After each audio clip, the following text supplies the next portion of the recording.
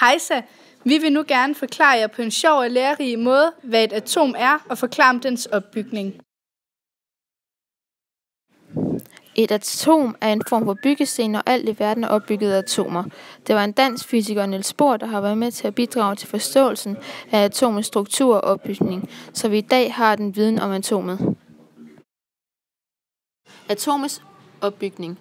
Atomets opbygning minder lidt om vores solsystem. Vi har en kerne i atomets centrum, hvor der kredser et vist antal elektroner rundt om kernen. Atomet består af neutroner, protoner og elektroner. Neutroner er neutrale, protoner er positivt ladet, og de her to er i kernen. Hvis der kun havde været protoner i kernen, ville de ikke kunne holde sammen, fordi de frastøder hinanden. Derfor er neutroner vigtige, fordi det er en slags lim, der holder kernen sammen, hvorimod elektroner er negative og er i skallerne. Antal protoner afgør, hvilket grundstof der er tale om. Derfor skal der være lige så mange protoner og elektroner, for hvis en af dem var i overtal eller undertal, bliver atomet enten positivt eller negativt.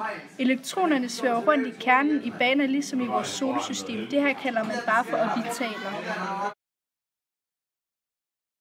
Her har vi så tegnet et lille eksempel, og vi har tegnet atomet oxygen, som der har atomnummer 8.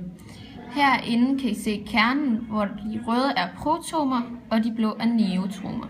Der er 8 af hver for at skabe en balance.